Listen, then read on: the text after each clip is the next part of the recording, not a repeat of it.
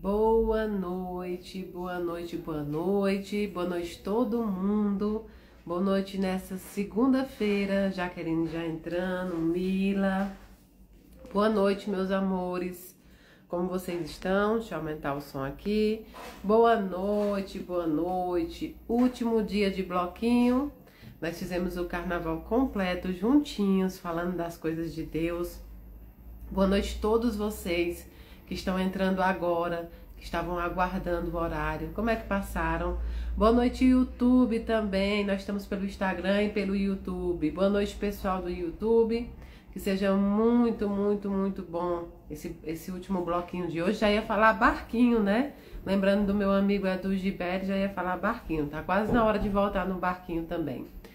Hoje é o último dia do bloquinho da Mayra. Passou rápido, né? Esse carnaval passou muito rápido, mas foi muito bom.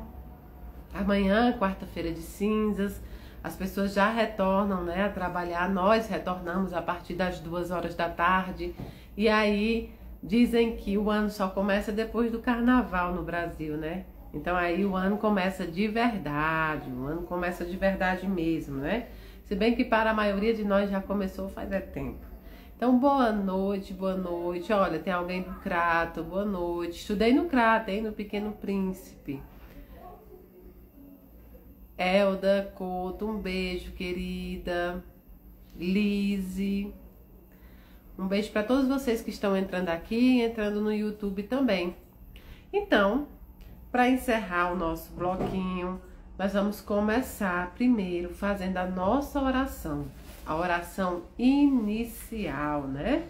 Vamos todo mundo fechar os nossos olhos materiais, abrir os nossos olhos espirituais e nesse momento pedir a Deus a proteção, principalmente aos foliões, aqueles que escolheram passar o carnaval em festas, né? O pessoal que está na estrada nesse momento, o pessoal que está curtindo as suas festas. Vamos pedir a Deus para abençoar, para proteger, que haja menos acidentes, né? Que haja menos perigos para todos os foliões do Brasil inteiro. Pedimos ainda, Senhor amado, que visite todos os irmãos em estado de necessidade, nas ruas ou em casa. Manda anjos encarnados para levar o que comer, o que beber e o que vestir. Pedimos à espiritualidade amiga que neste momento possa visitar cada enlutado, possa lhes dar refrigério e a certeza de que a vida continua. Maria Santíssima, Mãe da Humanidade, pedimos que proteja todos os desencarnados, os nossos filhos que as nossas mãos materiais já não podem mais tocar, os nossos entes amados que fizeram a passagem para o plano espiritual antes de nós, que a Senhora possa proteger e dar-lhes muito amor. Pedimos ainda, nossa Mãe, que acolha todos os nossos irmãos que, porventura do desespero, tiraram a sua própria vida, lhes resgata a fé e lhes encorajam a renovar os seus votos. Pedimos ainda à espiritualidade amiga, a falange de Bezerra de Menezes, que possa visitar todos os hospitais e todos os lares onde os nossos irmãos sofrem com a mazela física. Dai a cura a quem for de cura. Pedimos a Jesus amado, nosso mestre, nosso irmão, que visite todos os desempregados do mundo inteiro, todos os estudantes que buscam se profissionalizar, sejam aqueles estudando para o concurso ou para o vestibular e aqueles também que estão nas faculdades. Pedimos ainda por todas as mãezinhas, as gestantes e as tentantes, para que elas possam realizar o seu sonho de maternar. Pedimos por todas as igrejas, templos, centros espíritas, terreiros, todos os lugares que professaram a fé em nome de Deus, que Ele ali possa estar e proteger. Pedimos por todas as famílias, aqueles que estão passando a separação conjugal, aqueles que estão tendo contenda, que o Senhor possa enviar a sua falange da paz. E nessa coalizão também pedimos que proteja todos os países que estão em guerra, todos aqueles que estão sofrendo com as guerras que estão acontecendo. Dá-lhes a paz, Senhor. Pedimos pelas autoridades para que eles possam ter discernimento de tomar as melhores decisões. E tudo isso que nós te pedimos não é em nosso nome, mas é em nome do teu Filho Jesus Cristo, que é bendito e é eterno. Que assim seja. Pois bem, último dia do bloquinho. Muita gente hoje saiu, né? Muita gente hoje foi curtir o carnaval à sua maneira. Muita gente em casa, muita gente assistindo, muita gente em família, passeando. Então eu quero dar 2 avisos. Estarei em Franca dia 4 de maio. Podem procurar a Suzy tá até aí no chat também, tá? Procurem a Suzy para fazer a inscrição. Não será cobrado nada. Sou eu e Eduardo Gibelli no dia 4 de maio. Dia 12 e 13 eu tô no Rio de Janeiro, uma no Osmar e outra no Frei Luiz. Dia 12 e 13 de abril. Dia 19 de abril estou em Recife com o Centro Espírita Irmã Gertrudes, mas vai ser na Concha Acústica da UFPE, tá bom? Procurar o centro, Fabinho Tinoco, para ter mais notícias, mais informações. Aí, ó, o Fabinho também tá aí, ó, dia 19 de abril, em Recife, Fábio Tinoco, é esse rapazinho que tá no chat também, tá bom? Pode procurar eles para mais informação. Dia 31 de maio, estarei em Portugal, lá serão 4 palestras, tá bom?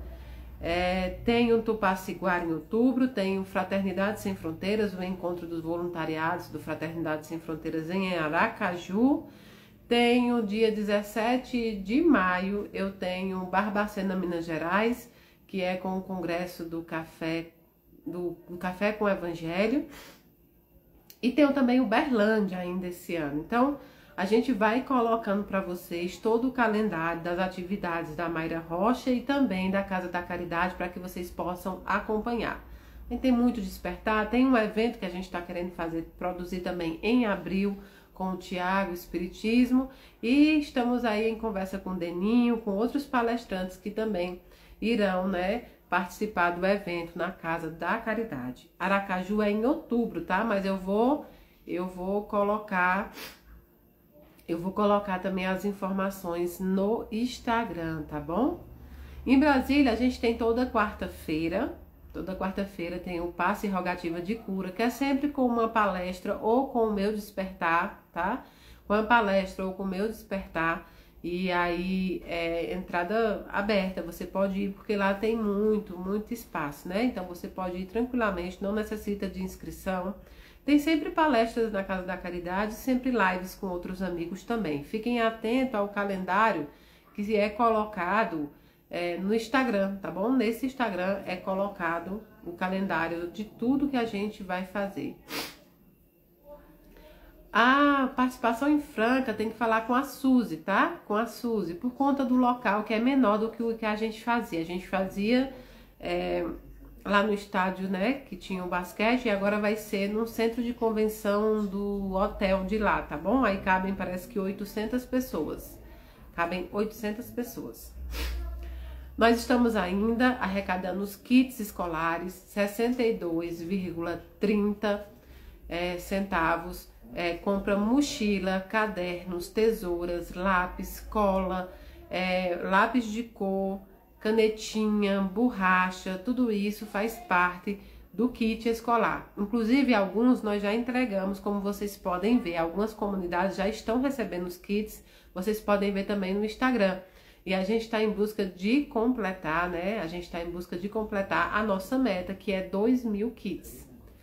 Vou dar um outro recado para vocês, que é o Olive tá me assistindo. Olive, um beijo, me assistindo atentamente. Ó, fui no SofSul e estava fechado. A gente mudou, tá? A gente tá na ADE de Águas Claras. Nós estamos agora na sede própria, tá bom? Na sede própria. Toda quarta-feira tem trabalho lá, começando às 7h30 da noite, toda quarta-feira. Nas terças e nas quintas tem os estudos espíritas, na segunda-feira tem o terço, e a casa funciona de segunda a sábado. E na terça, na sexta tem marmitas, terça, sexta e sábado tem marmitas. Terça, segunda, quarta e sexta tem lanche, tá bom? Certo, vou dar esse aviso também, tá bom? Olha, deixa eu explicar para vocês. Tem sites aplicando golpes, tem páginas sendo criadas para aplicar golpes. A Casa da Caridade não vende carta psicografada, eu não faço carta online, não envio pelo WhatsApp, não envio pelo e-mail, não tem que preencher nenhum formulário. As cartas psicografadas só ocorrem em Brasília e de forma presencial. Então, se você foi vítima desse golpe ou se estão mandando para você, por favor, denuncie.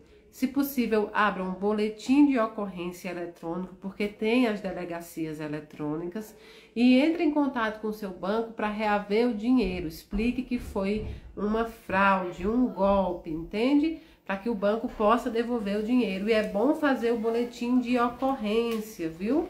E é bom fazer o boletim de ocorrência. Eu não entro em contato com ninguém pelo WhatsApp.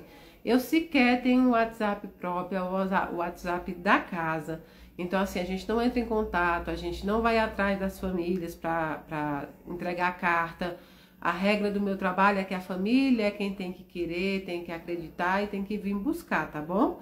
Então, assim, não há nenhuma possibilidade de você receber uma carta pelo WhatsApp sendo de Mayra Rocha, tá bom? Denunciem. E quem caiu nesse golpe, por favor, faça o boletim, entre em contato com o banco, viu? Entre em contato com o banco.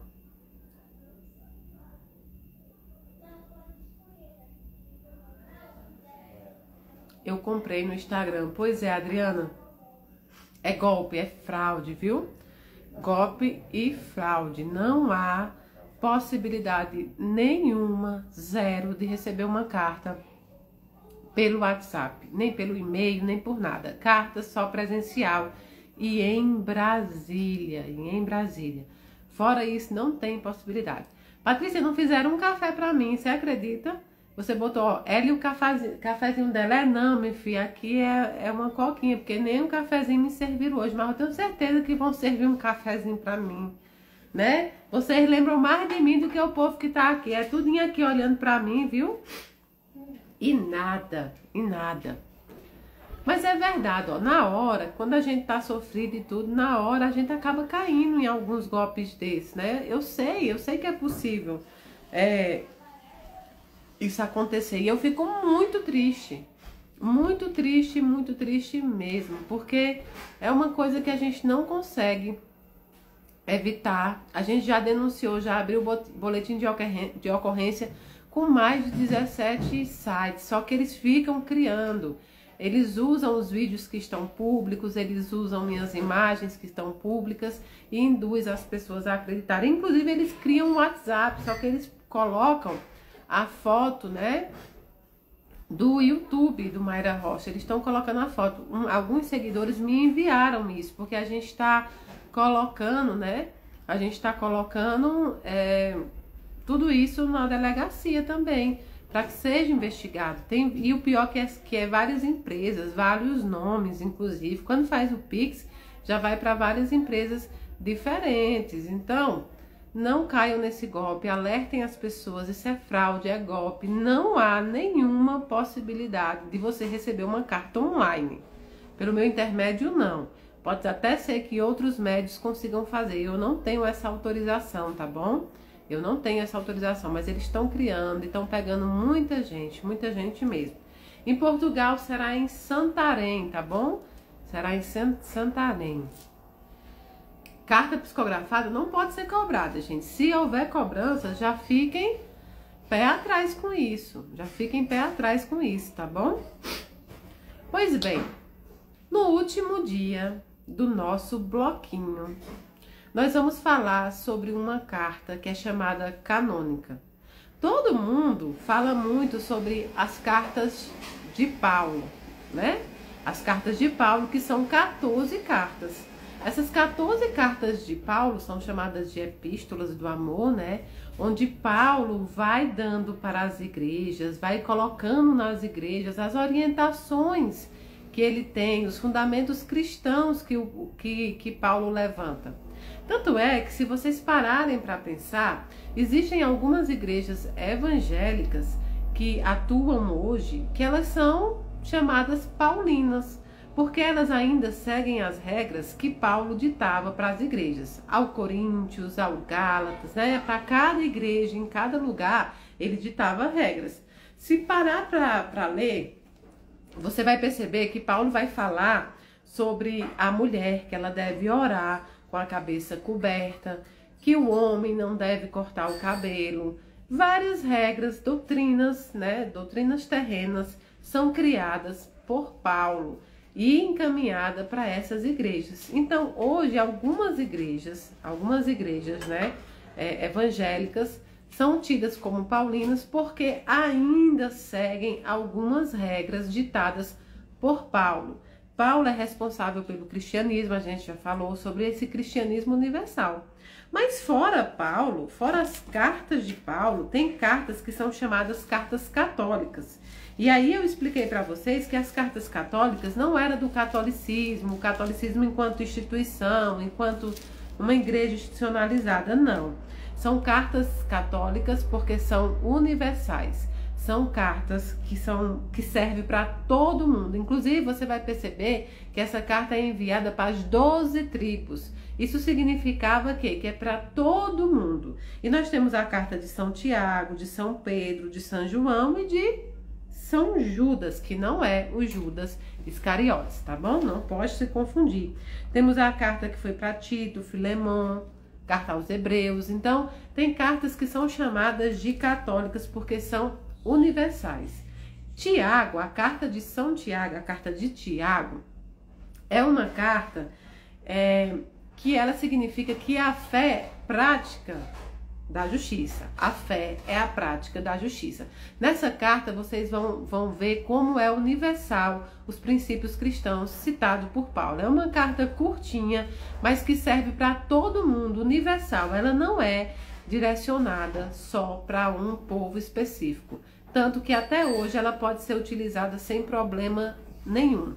Esse Tiago, eles dizem que é o irmão de Jesus, aquele, quando Jesus estava no templo, foi lá com Maria e disseram: Jesus, sua mãe e seus irmãos estão do lado de fora. Mas há controvérsia se Tiago seria realmente aquele Tiago ou se seria um outro cidadão que vivia numa época. Então, fora essa controvérsia sobre a autoria, a carta é muito, muito amorosa e de muita sabedoria.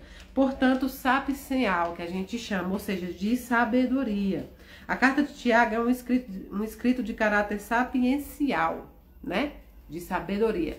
Algumas cartas, alguns livros, ou eles são poéticos, como é o de Jó, porque a gente sabe que realmente não existiu essa pessoa de Jó, ou alguns são históricos, como Atos aos Apóstolos, ou alguns como Apocalipse também, que são históricos. O Apocalipse não é profético, né? Ele é histórico e é atribuído a João, ao mesmo João que tem o Evangelho.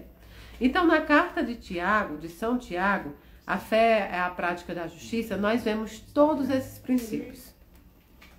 Tiago, servo de Deus e do Senhor Jesus Cristo, as 12 tribos espalhadas pelo mundo. Saudações. 12 tribos espalhadas pelo mundo, que é para dizer que essa carta é universal. Qualquer um pode ler essa carta, qualquer um pode, de qualquer tribo, de qualquer povo, pode ter esse acesso a essa carta e aprender as mesmas coisas, com a mesma validade. As cartas de Paulo, quando elas eram enviadas, tinham alguns problemas que eram dos locais, problemas que estavam acontecendo naquele momento, naquele povo, ou seja, Coríntios, Gálatas. Então, ele ditava regras que só cabia naquele local.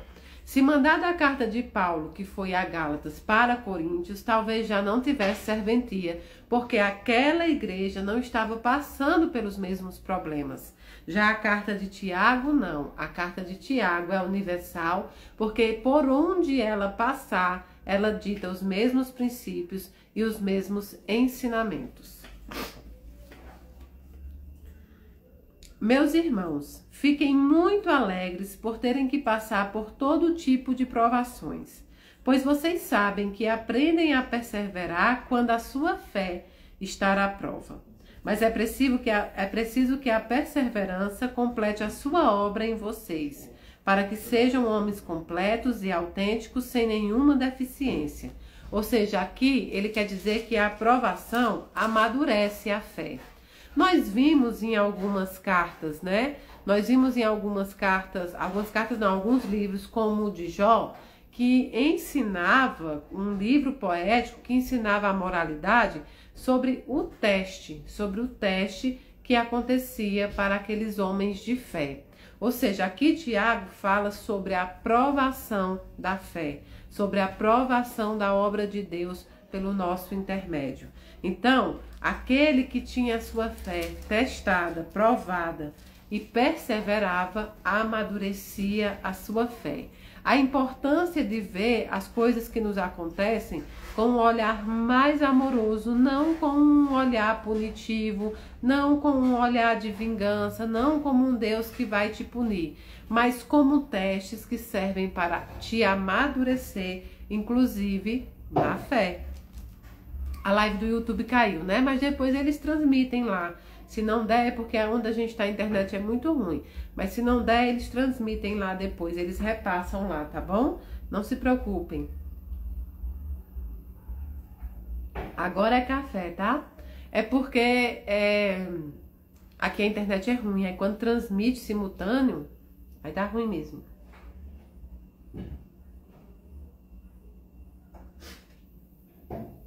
Se alguém de vocês tem falta de sabedoria, que peça a Deus e Ele a dará. Porque é generoso e dá sem impor condições. Todavia, é preciso pedir com fé, sem duvidar, porque aquele que duvida é como a onda do mar, que o vento leva de um lado para o outro. Quem é assim, não pense que vai receber alguma coisa do Senhor, pois é indeciso e instável em tudo o que faz. Naquela época, eles eram mais duros ao ensinar. Por assim se falar, não é dureza de coração, é dureza nos ensinamentos, né? É dureza nos ensinamentos. Porque eles queriam dizer para aquelas pessoas que elas precisavam ter a fé e lutar por essa fé, perseverar nessa fé. Eu conheci uma vez uma pessoa que ela praticava todas as religiões simultaneamente. Ela era católica, ela era evangélica, ela era budista, ela era bandista, e assim ela ia. Isso não é universalismo. Universalismo é quando você escolhe um caminho, mas agrega todos os outros junto para seguir bem. Isso muitas vezes é uma busca de alguém que não se encontrou ainda, ou alguém que está perdido. E era nisso que Tiago falava, né? Que quando você não tem a fé ou a dúvida se transpõe à sua fé, você é como uma onda do mar que o vento leva e traz a todo momento. Então é preciso que a gente busque a nossa fé, busque o nosso ponto de equilíbrio, o nosso ponto de encontro. Isso não significa que você precisa, né? Isso não significa que você precisa acreditar 100% em uma só, que você não possa ter suas dúvidas sobre aquela que você pratica, que você não possa ter diferença com aquilo que é falado, não. Porque as doutrinas e as religiões, elas são o quê? Elas são criadas pelo homem. Jesus era um iconoclasta, ou seja, não tinha religião. E a Bíblia diz que a verdadeira religião era alimentar os órfãos e ajudar as viúvas, dizendo que a verdadeira religião era a caridade. E Chico Xavier já dizia: em breves tempos só terá uma única religião e ela se chamará caridade. Então as religiões e as doutrinas são criadas pelos homens com ajudas espirituais, assim como a doutrina espírita, que foi justamente um homem, né, que foi catalogando. Tanto é que a gente diz que Allan Kardec foi o responsável por codificar aquilo que os espíritos falavam. Então, ou seja, a doutrina, as doutrinas e as religiões são condições humanas materiais. A condição espiritual é sempre a prática do bem, evitar fazer o mal, ter a fé, a caridade, o perdão. Isso é que é a prática cristã, né?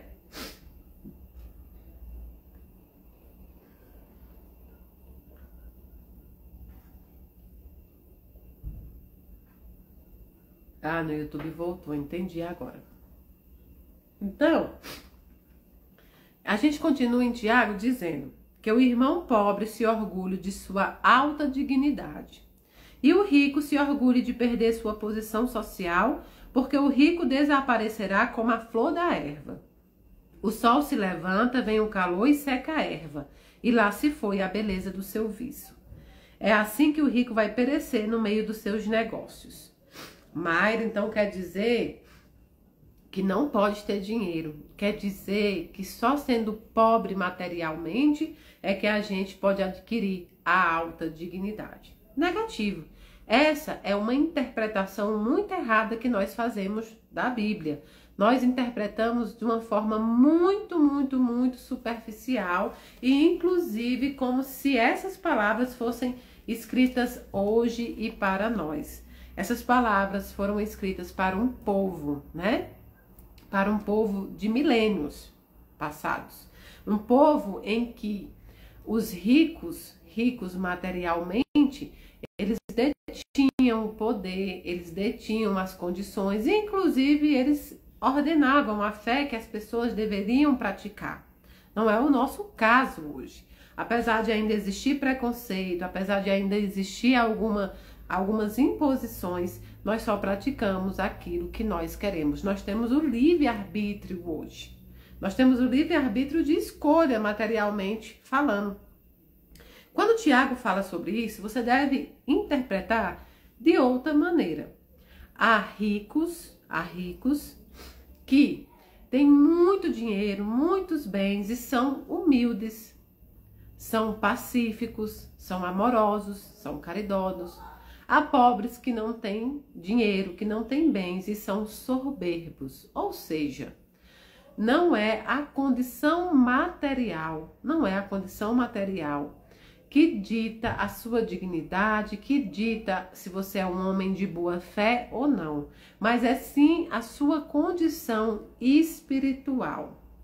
Agora, se um rico, ele é soberbo, ele não é caridoso, ele não segue os princípios cristãos, entra nisso também.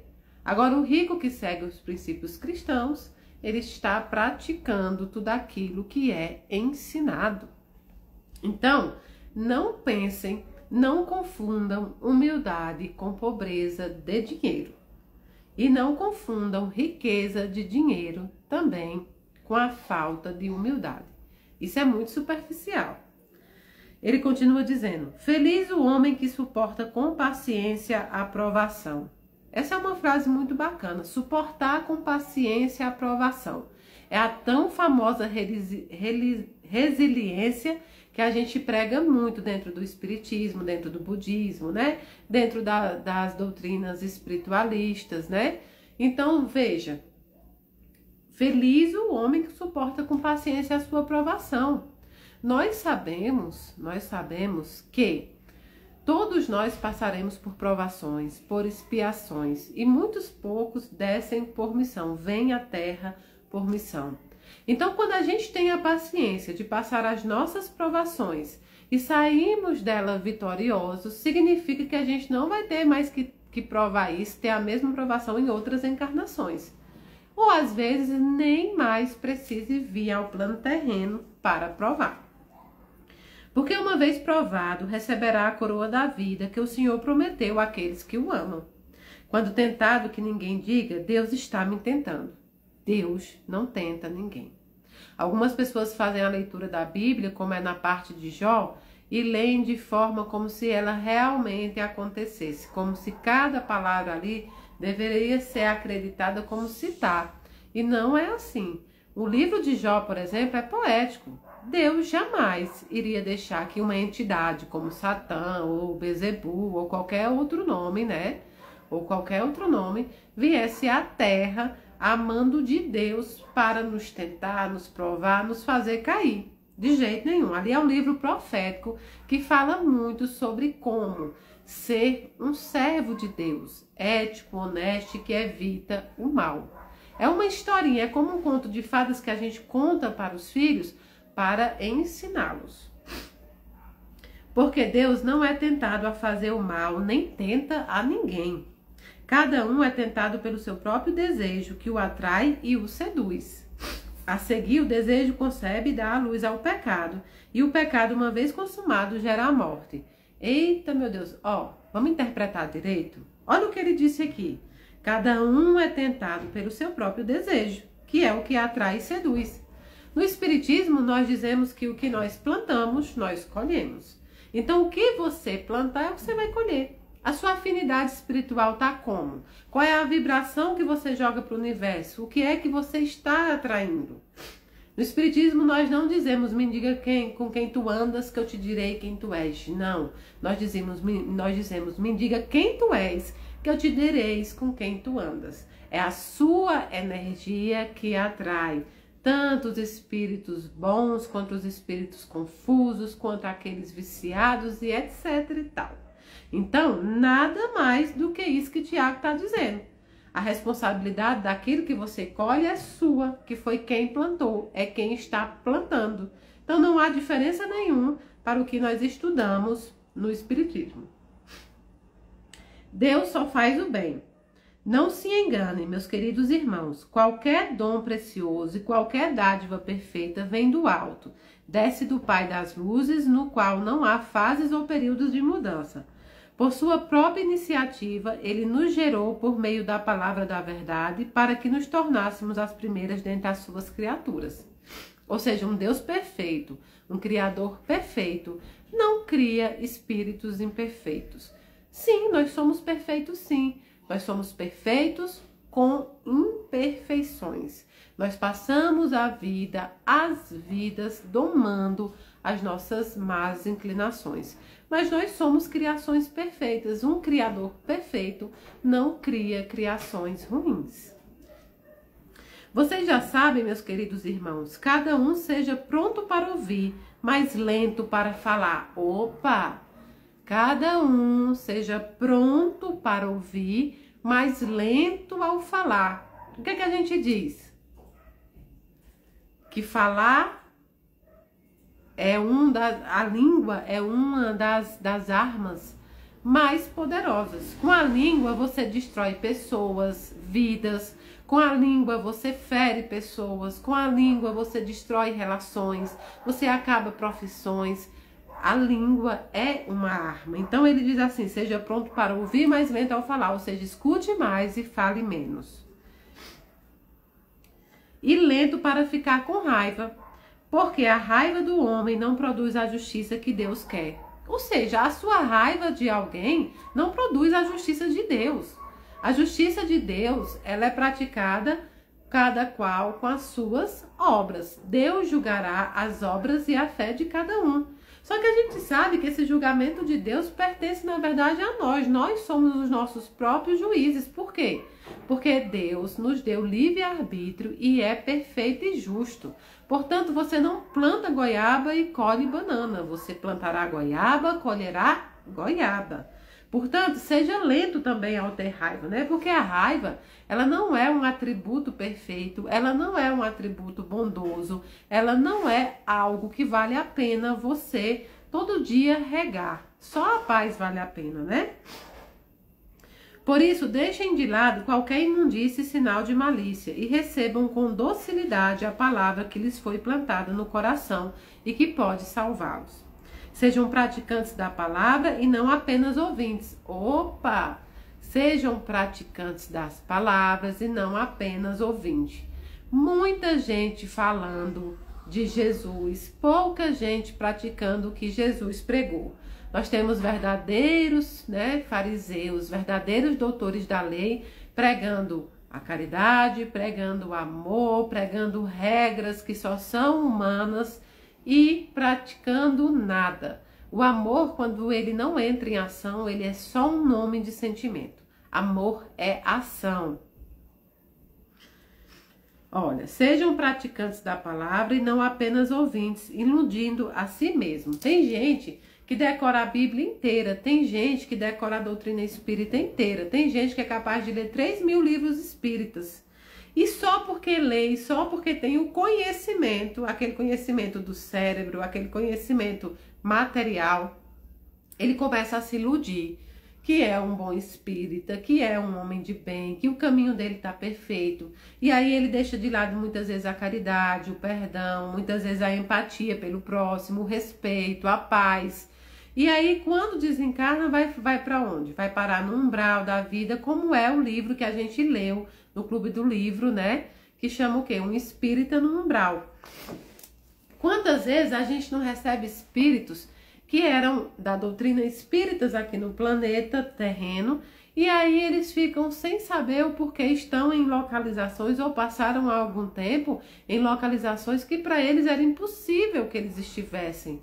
Outros espíritos encontram líderes religiosos das quais frequentaram anos e anos e chegam lá, sua condição é melhor e começam a não entender como ele, que era um seguidor, está em condição melhor do que aquele que ele tinha como um líder religioso. Então, não é o conhecimento que te leva, é a sua prática, né? A fé sem obras é morta em si mesmo, Tiago já pregou isso também. Quem ouve a palavra e não a pratica é como alguém que observa no espelho o rosto que tem desde o nascimento. Observa a si mesmo e depois vai embora, esquecendo a própria aparência. Mas quem se concentra numa lei perfeita, a lei da liberdade, e nela continua firme, não como ouvinte distraído, mas praticando o que ela manda, esse encontrará a felicidade no que faz. Tiago não falou nada mais do que a gente sempre prega.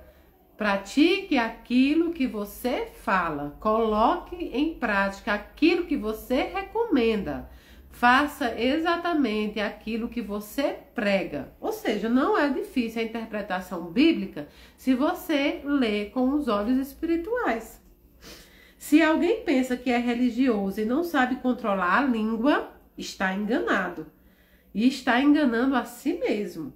E sua religião não vale nada. Religião pura e sem mancha diante de Deus, nosso Pai, é esta: socorrer os órfãos e as viúvas em aflição e manter-se livre da corrupção do mundo. Opa, olha esse versículo, Se alguém pensa que é religioso e não sabe controlar a língua, está enganando a si mesmo e sua religião não vale nada. Onde já se viu alguém falar sobre Jesus Cristo, onde já se viu alguém pregar a doutrina espírita, alguém pregar a doutrina evangélica, a doutrina católica, e da sua boca e das suas ações só sair violência. Aquele que não dignifica a sua doutrina, que não dignifica a sua religião, pode ser apenas um religioso, alguém que tem conhecimento, mas não é espiritualizado e não é um bom cristão. E ele diz: religião pura e sem mancha diante de Deus nosso Senhor é esta: socorrer os órfãos e as viúvas em aflições e manter-se livre da corrupção. Então, qual é a verdadeira religião? Praticar o bem e ficar longe do mal. Praticar o bem e evitar o mal. A verdadeira religião é aquela que compreende o ser humano, é aquela que é capaz de se colocar na posição de dor que aquele ser humano está, é aquele que é capaz de ver as dificuldades dos outros e, em vez de julgar, ajudar. Essa é a verdadeira religião. Por isso que eu digo para vocês, algumas pessoas não têm religião, não têm igreja, não têm uma instituição, mas elas são extremamente espiritualizadas porque elas já entenderam o verdadeiro valor cristão. O verdadeiro valor cristão, que é o quê? A caridade, o amor, a fé, o perdão. É isso a verdadeira religião. Fora as outras, essa religião institucionalizada que a gente tem, ela é um conforto para seguir rumo à espiritualidade. Portanto, eu sempre digo, há ateus mais espiritualizados do que muitos religiosos. Porque fazem o bem na sua essência, não é? Queridos irmãos, não misturem com certos favoritismos pessoais a fé que vocês têm em nosso Senhor Jesus Cristo, Senhor da glória. Por exemplo, entra na reunião de vocês uma pessoa com anéis de ouro e vestida com elegância. E entra também uma pessoa pobre, vestida com roupas velhas. Suponhamos que vocês deem atenção à pessoa que está vestida com elegância e lhes dizem: sente-se aqui neste lugar confortável.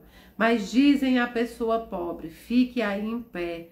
Ou então, sente-se aí no chão perto do estrado dos meus pés.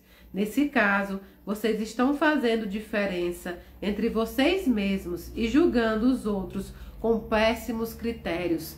Olha que versículo! Olha esse versículo aqui, gente. Deus não faz acepção de pessoas. Deus não se importa se você é rico ou se você é pobre de bens. A única riqueza que interessa para Deus é a riqueza espiritual.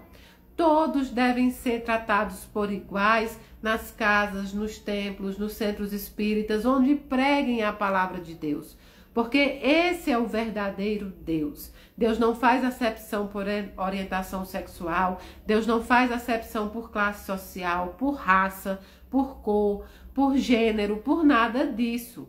Deus é Deus, acolhe todos por iguais.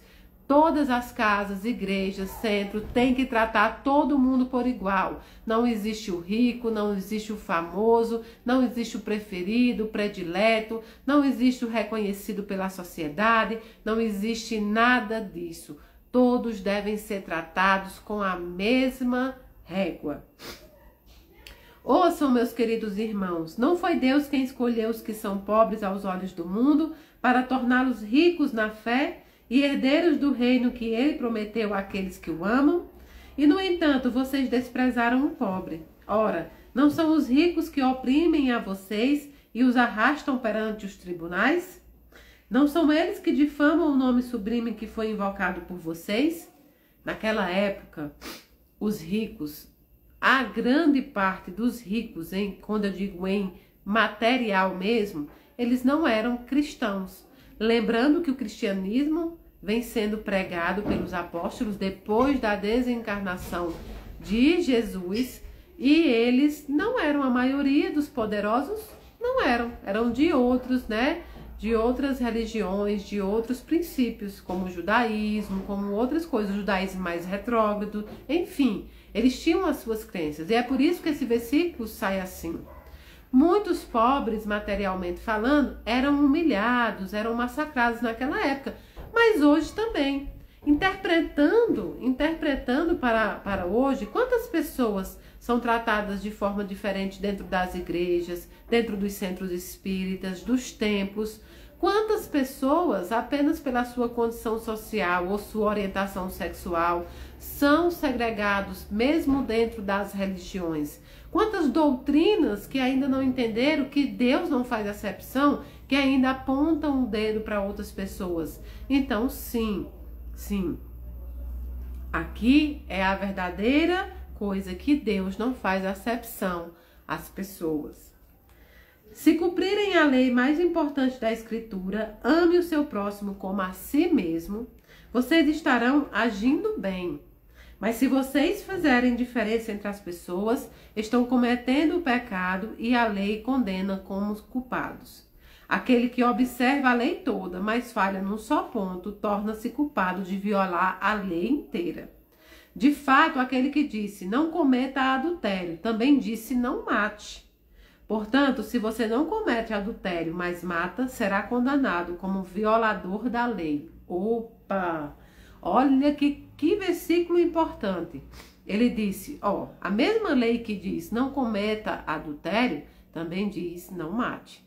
E se você não comete adultério, mas você mata, você está violando a lei. Então, quando a gente está dentro, e aí eu vou falar da doutrina espírita, né?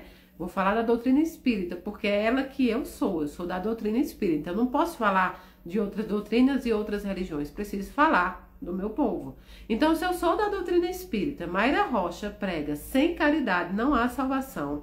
Diz que a doutrina não é proibitiva, é instrutiva, mas eu aponto o dedo para quem vai para o carnaval. Eu julgo os carnavalescos, aqueles que escolheram passar em festa, como pessoas que não são espíritas porque estão se divertindo. Ou eu julgo o irmão que escolheu tal roupa, ou eu julgo o irmão que escolheu ser da doutrina da Umbanda, ou eu faço qualquer outra coisa com palavras violentas, eu acuso, eu prejudico, eu minto, não importa se eu faço vezes a doutrina espírita, se eu vou lá no púlpito pregar, dentro da comunhão, dentro da FEB, dentro dos centros espíritas, não vai importar nada. Eu estou quebrando a lei do mesmo jeito. O verdadeiro espírita, ele se limita a cuidar da sua própria vida e a ajudar todos.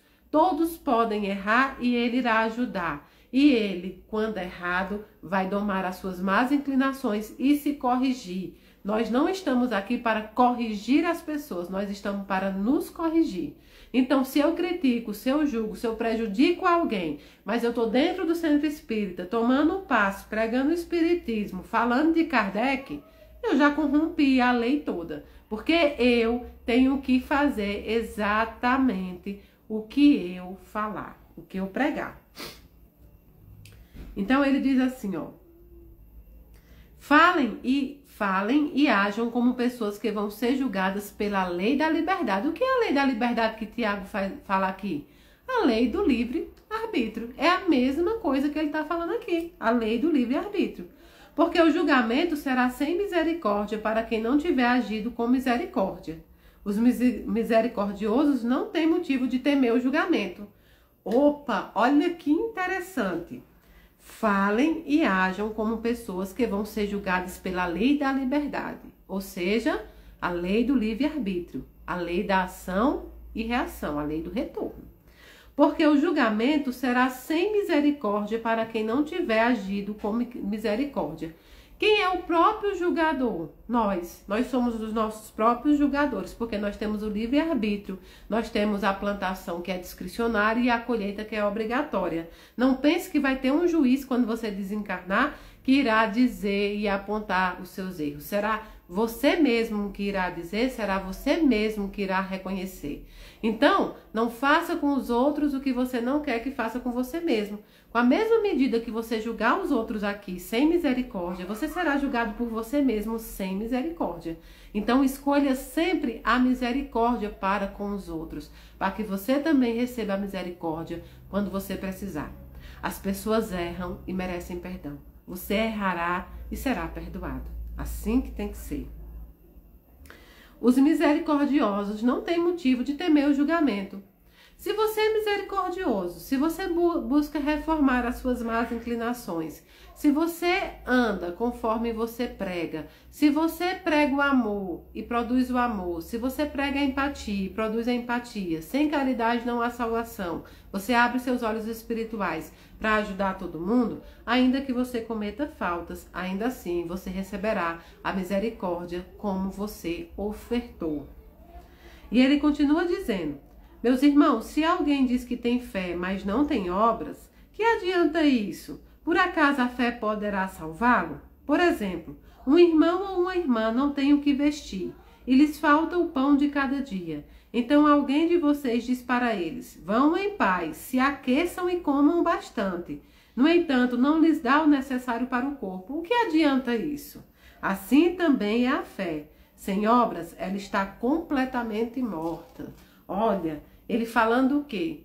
Como é? Eu vou dar um exemplo da minha caminhada espírita. Um dia conheci uma casa espírita com um grande nome, enorme, a casa era enorme. E aí eu vi que tinha uma palestra acontecendo no salão e nós fomos assistir essa palestra. Quando nós chegamos lá, tinha várias pessoas dormindo, um palestrante falando e essas pessoas dormindo. Poderia ser porque a palestra estava, sei lá, chata, porque às vezes você está cansado, poderia. Mas eu comecei a perceber que era muita gente desconectada com aquela palestra. E eu comecei a achar estranho. E aí, quando eu saí, eu perguntei quem eram aquelas pessoas. A pessoa do centro disse: são pessoas que vêm buscar a sopa, pessoas que vêm buscar a cesta básica. Mas a gente só entrega a cesta básica e a sopa para quem assiste e faz a evangelização. E aí, eu fiquei me perguntando como pode a gente impor o estudo da doutrina, assim como algumas igrejas evangélicas impõem o culto ou impõem a missa, não importa quem quer que seja, para alguém que está ali com fome. Se você pegar uma pessoa com fome e for aplicar um passe nela, nada vai adiantar. O corpo está com fome, o corpo está perecendo, o espírito não vai atender. É preciso que primeiro você demonstre para essa pessoa que o caminho da doutrina que você prega é o caminho do amor, é o caminho da caridade, é o caminho de Deus. Então, é necessário que você primeiro nutra, faça aquilo que é imediato.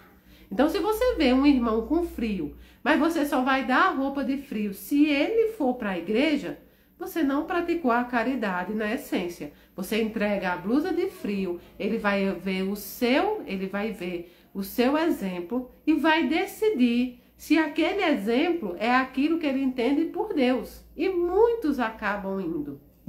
Mas não cabe a nós doutrinar as pessoas, não cabe a nós impor as pessoas. Isso não é coisa do Evangelho de Deus.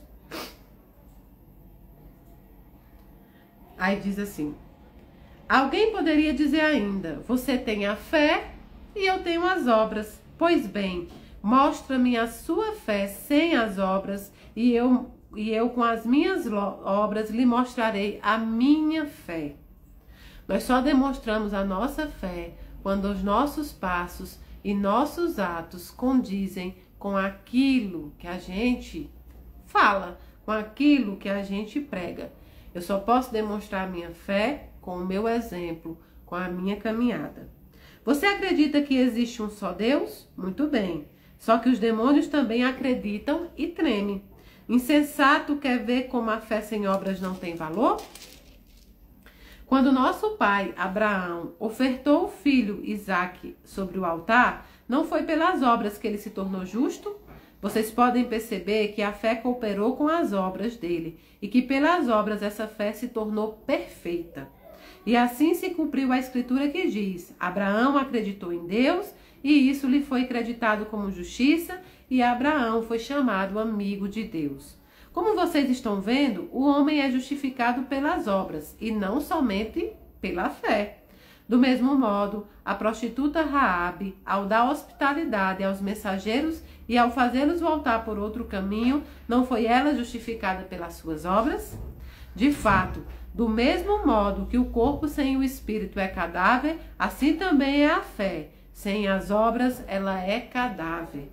Olha que forte isso, é o que a gente prega dentro do espiritismo, né? É o que a gente sempre fala. Os espíritos evoluídos, eles pregam a execução da nossa fé, a ajuda ao próximo, a empatia, o amor, a caridade, amar ao próximo como a ti mesmo. E muitas vezes nós nos colocamos, né? Colocamos o próximo acima até de nós. Então é a caridade. Tiago prega aqui a caridade como a chave que abre todas as portas, como dizia o seu Carlos na carta psicografada. Meus irmãos, não se façam todos de mestres. Vocês bem sabem que seremos julgados com maior severidade, pois todos nós estamos sujeitos a muitos erros. O que é que ele está dizendo aqui? Não se façam todos de mestre. Não existe ninguém que sabe tudo, que não tenha espaço para aprender. E não existe ninguém que não sabe nada, que não possa ensinar. Então, quando você se coloca num pedestal alto, de incansável, né? De inconcebível, daquele que não pode ser alcançado, que você tem pleno domínio, pleno conhecimento, quanto mais alto o pedestal, mais alta a queda. Porque todos nós cometemos erros. O único Espírito perfeito que passou pela terra foi Jesus Cristo. O resto de nós estamos sempre buscando a nossa melhora e a nossa evolução. Aquele que não comete falta no falar é homem perfeito, capaz de pôr freio ao corpo inteiro. Olha só a língua é capaz de destruir o corpo inteiro. Quando colocamos freio na boca dos cavalos para que nos obedeçam, nós dirigimos todo o corpo deles. Vejam também os navios, são tão grandes e empurrados por fortes ventos. Entretanto, por um pequenino leme, são conduzidos para onde o piloto quer levar. A mesma coisa acontece com a língua. É um pequeno membro e, no entanto, se gaba de grandes coisas. A sua língua, dependendo como você usa, as suas palavras, dependendo como você usa, guiará todo o seu corpo. E você pode entender por corpo todas as instituições. Uma igreja pode ser conduzida para o mal com a língua daqueles que seguem. Um centro espírita pode ser levado para o mal pela língua daqueles que estão lá dentro. Então vamos vigiar aquilo que nós falamos, aquilo que nós colocamos para fora, aquilo que nós mandamos como um bumerangue para as pessoas, porque essa nossa ação pode nos prejudicar. Observem uma fagulha como acaba incendiando uma floresta imensa. Isso ele está falando sobre fofoca. Isso ele está falando sobre o uso da língua para prejudicar os outros. Isso ele está falando como a palavra maldita. Pode prejudicar igrejas, templos, centros, uma sociedade inteira. As palavras podem matar. Vou dar um exemplo muito claro. As pessoas que quando surgem os vídeos na internet e colocam pessoas que não cometeram determinado crime, como assim, olha, violentou uma criança e coloca uma foto de uma pessoa que não tem nada a ver. Quantas pessoas foram mortas, linchadas, porque a sua foto foi parar na internet como um abusador? Quantas pessoas vão parar na internet e são difamadas e sofrem as consequências dessas mentiras? Quantas pessoas são perseguidas na internet e são colocadas como pessoas más? Eu já passei por isso, todo mundo já passou. Imagine quantas pessoas já foram prejudicadas, inclusive na sua saúde mental, psicológica, na sua saúde material, por palavras que foram jogadas ao vento, por mentiras que foram colocadas em nosso nome. Então prestem atenção ao que vocês falam e também ao que vocês escutam. Antes de julgar alguém, veja quem é a pessoa que está falando e veja quem é a pessoa, sobre quem estão falando. Qual é a vida dessa pessoa, o que ela produz, quais são os frutos de ambas as pessoas. Tem pessoas que são notadamente violentas, doentes psiquiatricamente falando, e algumas pessoas ainda dão voz, dão razão para estas pessoas que praticam tanto mal. Prestem atenção naquilo que vocês consomem, naquilo que vocês propagam e naquilo que vocês compartilham. Porque uma palavra errada pode acabar com uma sociedade inteira. Pode ter guerra, pode ter brigas, pode ter dissoluções. Casamentos acabam por palavras malditas em momento errado. Amizades acabam pela mesma coisa. A pessoa que fofoca de você para outras pessoas, fofoca de outras pessoas para você. Então seja você a estação final do mal, onde a fofoca não é propagada, a calúnia também não ganha. E aí ele diz: a língua é um fogo, um mundo da maldade. A língua colocada entre os nossos membros contamina o corpo inteiro, incendeia o curso da vida, tirando a sua chama de geena. Qualquer espécie de animais ou de aves, de répteis ou de seres marinhos, são e foram domados pela raça humana, mas nenhum homem consegue domar a língua. Ela não tem freio e está cheia de veneno mortal. Com ela bendizemos ao Senhor Pai e com ela amaldiçoamos os homens feitos à semelhança de Deus. Como é que você pode amar um Deus que você não vê, se você machuca um irmão que você pode tocar? Da mesma boca sai a bênção e a maldição. Meus irmãos, isso não pode acontecer. Por acaso a fonte pode fazer jorrar da mesma mina água doce e água salobra? Meus irmãos, por acaso uma figueira pode dar azeitonas e uma videira pode dar figos? Assim também uma fonte salgada não pode produzir uma água doce. Ele está dizendo que a gente precisa ser condizente com aquelas palavras que nós colocamos para fora, com o nosso comportamento, com o nosso pensamento, com a nossa afinidade. Quem é sábio e inteligente entre vocês? Pois então, mostre com a boa conduta que suas ações são de uma sabedoria humilde. Mas se vocês têm no coração ciúme amargo e espírito de rivalidade, não fiquem se gabando e não mintam contra a verdade. Quantas vezes a gente não enfrenta do nosso próprio irmão, no nosso trabalho, na nossa religião, na nossa congregação, dentro da nossa casa, às vezes até com um amigo, a gente enfrenta a inveja, a gente enfrenta a disputa, a gente enfrenta todas essas maledicências que nós mesmos criamos. Nós somos responsáveis, né, por essas criações. De fato, onde há ciúme e espírito de rivalidade, existe também desordem e todo tipo de ações más. Ao contrário, a sabedoria que vem do alto é antes de tudo pura, pacífica, humilde, compreensiva, cheia de misericórdia e bons frutos, sem discriminação e sem hipocrisia. Na verdade, um fruto da justiça é semeado na paz para aqueles que trabalham pela paz. Olha como é claríssimo esse versículo da Bíblia. Olha como a carta de Tiago cai em cheio para todos nós de qualquer religião. De onde surgem os conflitos e competições que existem entre vocês? Não vem exatamente dos prazeres que guerreiam nos seus membros? Vocês cobiçam e não possuem, então matam.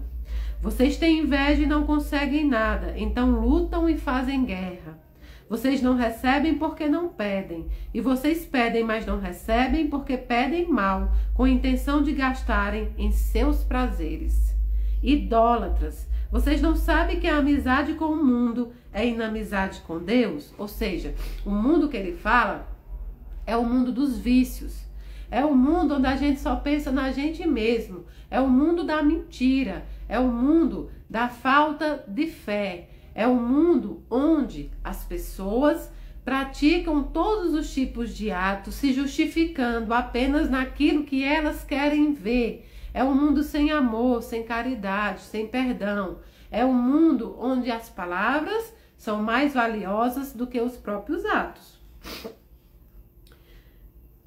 Quem quer ser amigo do mundo é inimigo de Deus. Ou vocês acham que é à toa que a Escritura diz: Deus reclama com ciúme o Espírito que ele fez habitar em nós. Mas ele dá uma graça maior e é por isso que a Escritura diz: Deus resiste aos soberbos e aos humildes dá a sua graça. Portanto, sejam submissos a Deus, resistam ao diabo e este fugirá de vocês. Portanto, sejam bons e evitem o mal. É isso que ele quer dizer quando diz: sejam submissos a Deus e resistam ao diabo. Sejam bondosos, como Deus nos ensinou, e evitem ao mal. Aproximem-se de Deus e ele se aproximará de você. Porque Deus não é um ladrão, ele não arromba portas para poder entrar. Ele não arromba portas para chegar no seu coração. Deus não arromba portas, ele pede a chave para poder entrar. Ele pede para você a sua permissão para estar dentro de você. E é por isso que ele diz isso. Se você se aproxima de Deus, Deus se aproximará de você. Pecadores, purifiquem as suas mãos. Indecisos, purifiquem o seu coração. Reconheçam a própria miséria, cubra-se de luto e chorem. Que o riso de vocês se transforme em luto e a alegria em tristeza. Humilhem-se diante do Senhor e ele os elevará. Tiago quer dizer com isso é que nós precisamos reconhecer as nossas faltas. Nós precisamos reconhecer os passos errados que nós damos. Nós precisamos reconhecer quando nós pecamos contra o irmão. Pecar contra o irmão não significa nada mais do que fazer um mal contra o irmão. Nós não acreditamos em pecados na doutrina espírita, mas nas más inclinações. O que dá no mesmo é uma mudança apenas de denominação. Irmão, não fiquem criticando uns aos outros. Olha só, Tiago escrevendo há milênios de anos atrás e a gente errando ainda hoje. Aí você olha para a Bíblia e diz assim: eu não entendo nada que a Bíblia está falando. Será que é preciso explicação para isso aqui? Irmãos, não fiquem criticando uns aos outros. Quem critica o irmão ou julga o seu irmão está criticando uma lei e julgando uma lei. E se você julga uma lei, você não é alguém que obedece a uma lei, mas alguém que a julga. Ora, só é um legislador e juiz aquele que pode salvar e destruir. Quem é você para julgar o próximo? Olha só. Quem é você para julgar alguém? Você já consegue julgar a si mesmo com a mesma força? Será que sua vida está toda certa? Você que critica o irmão por escolha, ou você que critica, né, o irmão por uma orientação sexual, ou você que critica o irmão pela classe social, pela religião que escolheu. Sua vida está toda certa, suas contas estão todas pagas, você está sábia, você não precisa mais estudar nada, você está com espírito puro, está aqui por missão. Se for isso o seu caso, pode criticar. Se não for, é bom você cuidar do seu próprio espírito e da sua própria vida. Porque muito quem cuida da vida do outro deixa uma lacuna enorme na sua própria vida. Está deixando para trás pontos que tem que acertar com si mesmo. Agora vamos aos que dizem: hoje ou amanhã iremos a tal cidade. Passaremos aí um ano negociando e ganhando dinheiro. E, no entanto, nem sabem o que vai acontecer amanhã. O que é a vida de vocês? Uma neblina que aparece um pouco e logo desaparece. Vocês deveriam dizer: se o Senhor quiser, nós viveremos e faremos isto ou aquilo. Em vez disso, vocês seguem se gabando da própria arrogância.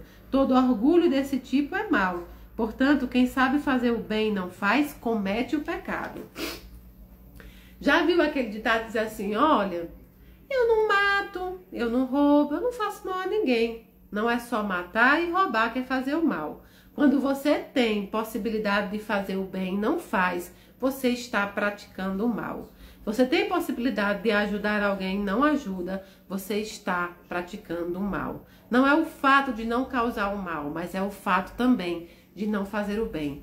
Lembram de André Luiz no livro Nosso Lar e também no filme?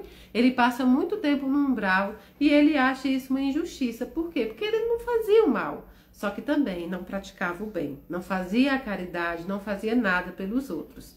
Então, não fazer o bem é uma prática de mal também. E agora, vocês ricos, comecem a chorar e gritar por causa das desgraças que estão para cair sobre vocês. Suas riquezas estão podres, suas roupas foram moídas pela traça. O ouro e a prata de vocês estão enferrujados, e a ferrugem deles será testemunha contra vocês, e como fogo lhes devorará a carne. Vocês amontoaram tesouros para o fim dos tempos. Vejam o salário dos trabalhadores que fizeram a colheita nos campos de vocês. Retidos por você, esse salário clama, e os protestos dos cortadores chegam aos ouvidos do Senhor dos Exércitos. Vocês tiveram na terra uma vida de conforto e luxo.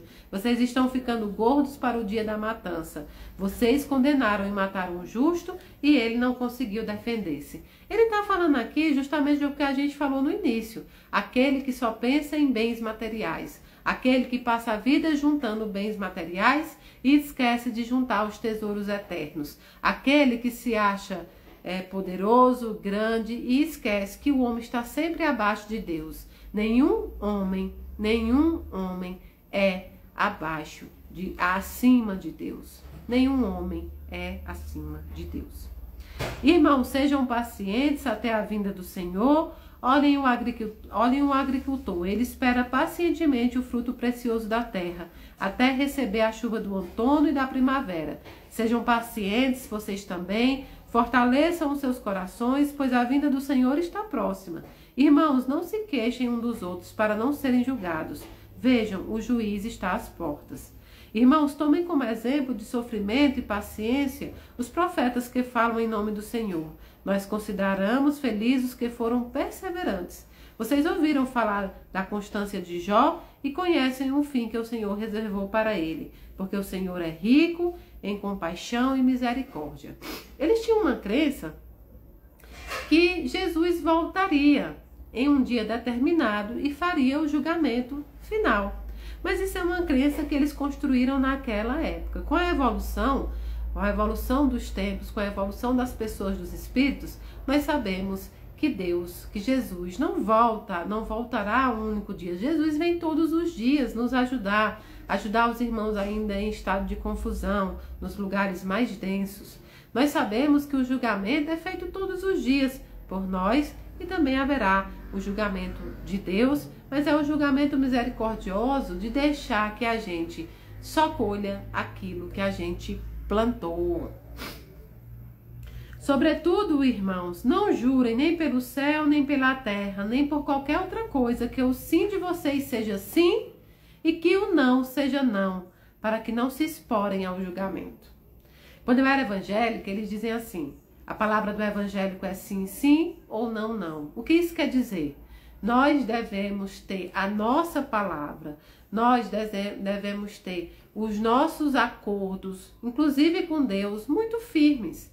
A gente não deve mentir. Esse versículo fala sobre mentira. A gente não deve mentir, a gente não deve enganar, a nossa palavra deve ser una. Quando a nossa palavra faltar, seja porque nós nos enganamos, mas não porque a gente queria enganar alguém, não porque a gente usou a palavra para enganar uma outra pessoa. Então, que a nossa palavra seja condizente com aquilo que nós pregamos, com aquilo que nós estudamos. Ah, eu juro por Deus. E daí você jurar por Deus? Jurar por Deus e não praticar é a mesma coisa de não ter palavra. Então, ele está falando sobre juramento, que naquela época era muito sério, né? Naquela época, jurar por Deus era muito sério. Alguém de vocês está sofrendo? Reze. Está alegre? Cante. Alguém de vocês está doente? Mande chamar os presbíteros da igreja para que rezem por ele, ungindo com óleo em nome do Senhor. A oração feita com fé salvará o doente. O Senhor o levantará e, se ele tiver pecado, será perdoado. Ele aqui vai falar sobre a oração, o poder da oração, que hoje a gente já sabe que já é comprovado até cientificamente. Então, a oração tem muito poder. Confessem mutualmente os próprios pecados e rezem uns pelos outros para serem curados.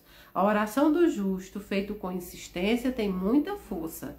Elias era um homem fraco como nós. No entanto, ele rezou bastante para que não chovesse, e não choveu sobre a terra durante 3 anos e meio. Depois ele rezou de novo, e o céu mandou chuva, e a terra produziu seu fruto. Ainda continua explicando sobre o poder da oração.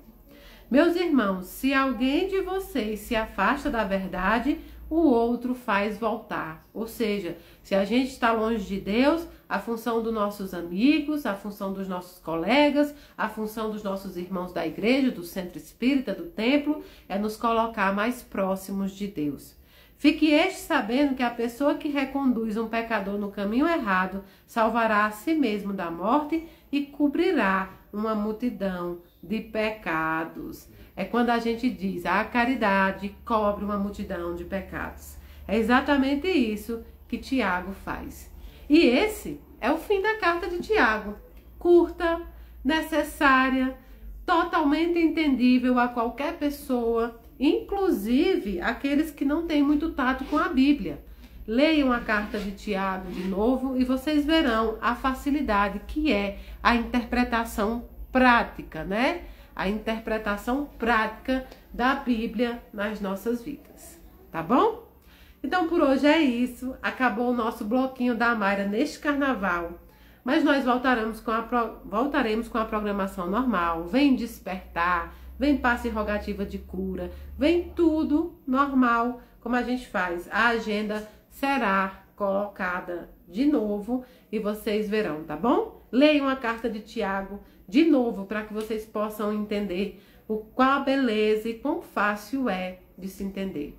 Um beijo grande no coração de vocês, que esse carnaval tenha acabado em paz para todo mundo, que todo mundo que já está nas festas, que ainda está, possa saber dos seus limites, voltar para casa em paz, voltar para suas famílias, abraçar suas famílias, e nós continuaremos sempre orando e rezando por todos, por toda a humanidade e por todas as escolhas daqueles que o fizeram também. A nossa função, como diz Tiago, é aproximar as pessoas de Deus, não tirar as pessoas de Deus. Quer saber, uma boa árvore é aquela que te aproxima de Deus, aquela que te aproxima de Jesus. Um beijo grande no coração de vocês e até mais.